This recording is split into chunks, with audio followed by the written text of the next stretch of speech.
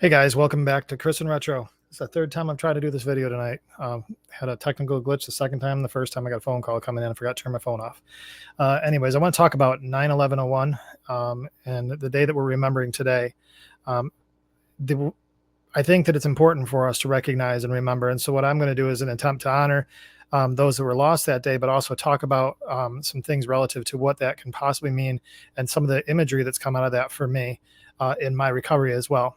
So in 9/11/2001, I was working for a large manufacturer, medical lab medical supplier or manufacturer. And we had, at the time, we didn't have Zoom. So we had two locations, one in New Jersey and one in Rochester, New York. I was in the Rochester, New York location. And we had these big rooms that basically were like theaters that functioned as our Zoom. So if you wanted to have a group of people, whoever you could get, you couldn't exceed the amount of chairs that were in there because that's what the camera was fixed on. And maybe you'd get good audio in there. And so you'd be on one side, and then somebody else would be on the other room on the other end. And it was just not the best. Technology on our phone today was better than what they had two theater rooms set up with, but that's neither here nor there. We'd have meetings in those rooms if we could get it. And we had one team split between the two locations, and there was a large team of contracting individuals. And that's where I started my career out in that company anyway, is writing agreements. So it was earlier on my career. And I remember a gentleman named Jim. He's one of the senior people. Came in. He started as an analyst and got into more of the contracting side of things. And he came in and said, we've got, the Twin Towers have been hit by terrorism. And so, having had this happen earlier, we weren't really sure the gravity of it. Somebody of the car bomb, what's going on? And then it started to understood that there was planes involved. I got a call from a rep of ours who was on the Jersey Shore, like the Dolphin Cove area. And she indicated that she saw two black streaks going out over the ocean, and that, which would lend itself to be Manhattans. And two black streaks that far away that were that notable tells you there's something pretty substantial been going on in Manhattan. So we then did what probably everybody in the country did, is try to find some media outlets. We shut down the meeting, tried to find media outlets to come together as a country and understand what was going on here. The more we watched, the more it unraveled and realized that this was not just one situation. It was multiple situations. And there was another plane still in the air over Pennsylvania somewhere. So as I recall the story, and if my timeline is off on some of the stuff, please forgive me, but I'm generally characterizing these images that they've come in my head for the first time, actually. So as we start to hear of the totality of the plane incidences and, rumors of others and who the attacks might be coming from and why, and all this stuff was coming through the news, and speculation and facts and maybe facts and a little bit of gray area and some blatant lies, all this stuff started to come out. And that was our day, as this total shock on an absolute beautiful fall day, absolutely gorgeous day. I remember it was crystal clear skies, blue, beautiful day. And then this hits. So as everybody started to collect, the company I was working for had a lot of empathy towards these types of situations, and people were really coming together. Now, I don't recall on that day or any day after that, any conversation about political bias, political issues, political anything. We were all one flag. We were all under one flag. We were united against our common enemy, whoever it was that did this to us and killed our people on our soil, right under our nose on a beautiful sunny day. And why were we, one of the greatest nations in the world, unable to stop further damage from happening? The first responders we just honored, and all of their sacrifices, and the stories that still come out about some of the things they did and the peril they put themselves in to save others, to just die in a stairwell.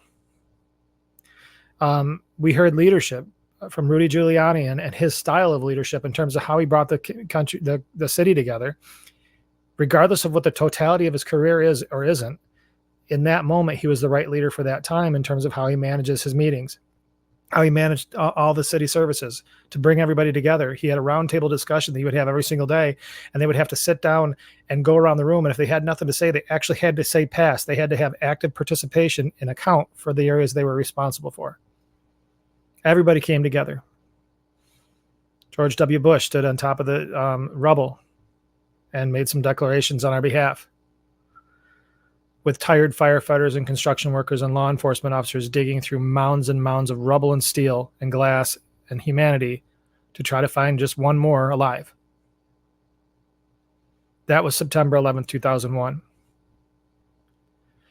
One of the other things that was really poignant to me, September 11th, 2001, is I remember going out of my house and looking straight up at the sky, and there was absolutely nothing going on. Not one airplane, not one jet trail, not anything. People were in their homes glued to their TVs, very little car traffic. It was just silence. Some in fear, some in declaration of vengeance, some in sadness, some in just disbelief and not even processed yet. But we were all on the night of September 11th and the day of September 12th. Those nighttime seasons were eerily quiet. And that really stands out to me. Just how busy we are in a day. And then when it's all shut down, that's what life looks like. It's kind of crazy. All these years later, I remember going to, I think it was a 10-year, it would have been the 10-year anniversary. It was September 11th, 2011. They were doing a memorial for the 10th anniversary. I don't remember if it was on the 11th or when it was, but the company I was with at the time, I was managing New York and New Jersey for a large distributor in healthcare. And we had, one of our suppliers had gotten us tickets to see what at the time was almost a brand new stadium in East Rutherford where the Jets and Giants both play. We watched the New York Jets play the Dallas Cowboys on the 10th anniversary of 9/11. They brought all the kids out that were children of those that were killed. And it was pretty moving at halftime, the show I think it was at the beginning of the game or halftime. I can't remember. It was really moving how that whole thing was. It was just sad, but powerful. I remember getting in there. So if you've ever been in that area, Route 3 is literally right. I mean, if you're driving by it, you see the Quest training facility and you see MetLife Stadium. I mean, it's the parking lot's right there and you're off Route 3 and you can just go right to the stadium. Now, I'm not a fan of either team, but I've gone by there a bajillion times. And so you get off and it's really 5 minutes once you get off to get over to the stadium. It took us 2 hours to get from there to the stadium with the amount of security they had, dogs and everything else, because President Bush was there. They had helicopters just hovering over the top of the stadium. I mean, it was pretty intense. And that was what was going on 10 years later. We still understood the gravity and still the risk, and the people that still hated us were still out there. And yet we still went forward and commemorated on that night. So this is my perspective relative to that event and what I've noticed. So over the years, as we've gotten further and further away, the lessons we've learned as a country and the things that we know to be true and how we unify and fight our enemies and become a solid and stronger United States of America has gone by the wayside. We are so divided, it's unbelievable, because we don't have a common enemy. Our only enemy is each other, and it's based on snarky little snot and lies. We're lying to each other all the time to manipulate each other, and I honestly think it's just we've created for ourselves an environment of massive mental health, greed, lies, pride, and manipulation. And in those environments, neither side is correct. You know, last night we had a presidential debate. I'm largely impressed with both sides. Harris, I just can't stand because she's literally it's changing who she is in front of the entire world again.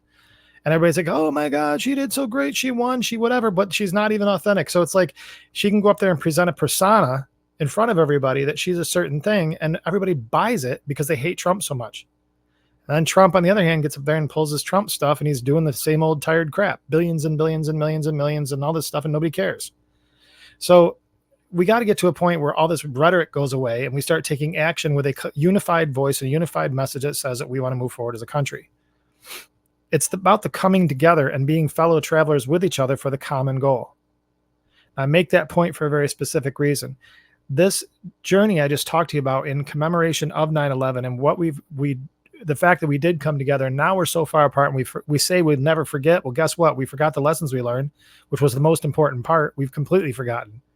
Of course, we remember the day that happened, but a lot of people weren't even really conscious of a lot of the adults right now that are working in companies weren't really all that aware of what was actually going on because they weren't old enough to know then, but yet they're making decisions today. We've come so far from there that we've come a long way from there in the wrong direction.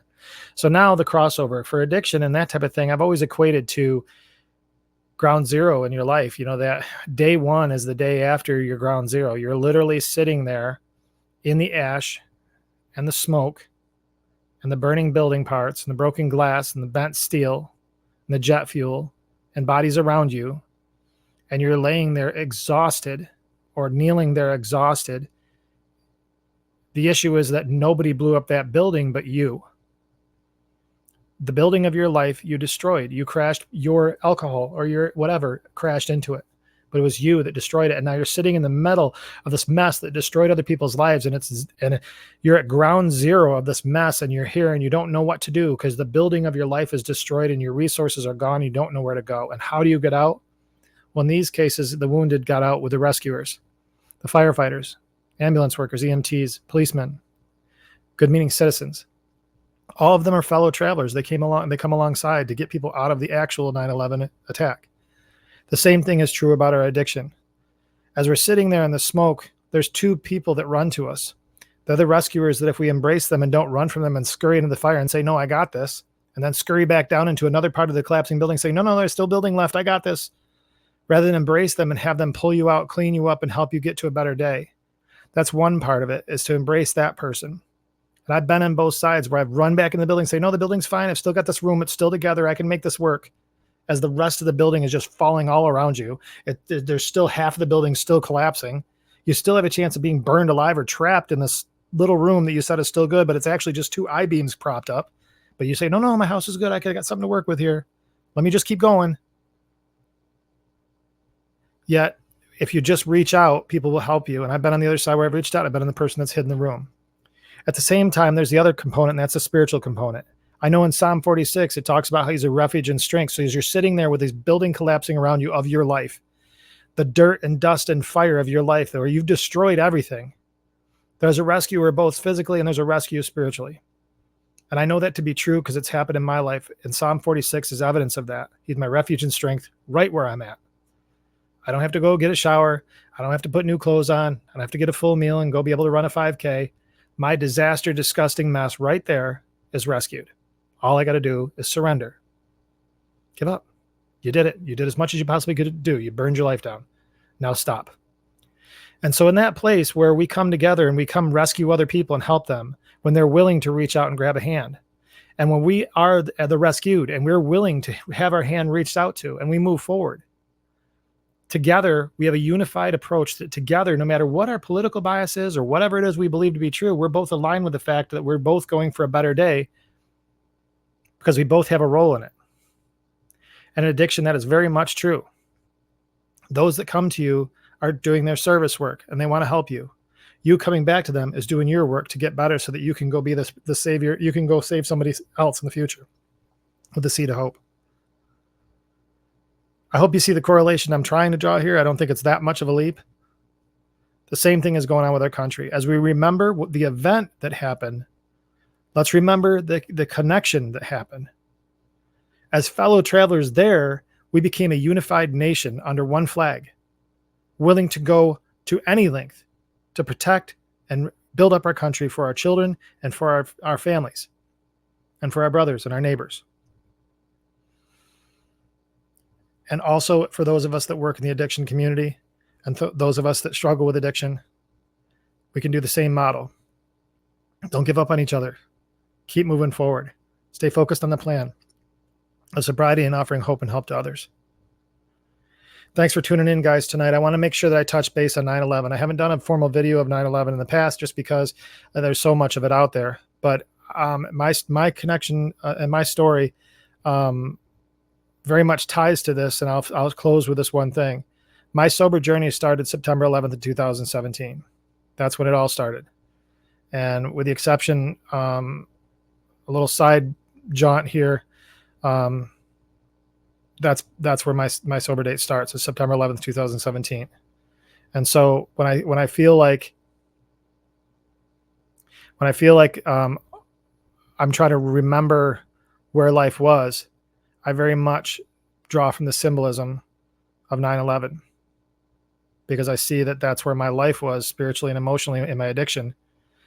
And I was able to rise from that with some hiccups along the way, but I've been able to rise from that As a country, we were able to rise from this situation with the hiccups along the way, but we can't stay there in our current state. And I wouldn't be able to stay there if I was arguing and fighting with everybody all the time either in my own personal life. And you couldn't either. We have to find a way that we start getting common goals and stop arguing over this nonsense social stuff that's personal choice stuff. It should never be public political debate. Just make your own choices about your own life relative to other things. But when it comes to our country and our ability to survive, we should be united. Thanks, guys. Please like, subscribe, share this, put in your comments. I would really appreciate hearing what you guys have to say. Hope you guys were able to get some time to recognize the significance of this day for your own life. If you're in recovery, if you're in a situation where you're in the middle of this dumpster fire and your building is completely burned down of your life around you, and you need help, please reach out to somebody. If you don't know where to go to, there's plenty of resources out there. Just ping me and I'll try to connect you with somebody. But thanks again, guys, for tuning in. And between now and the next time we talk, I am going to do everything I can to stay out of trouble, and I really hope you do too.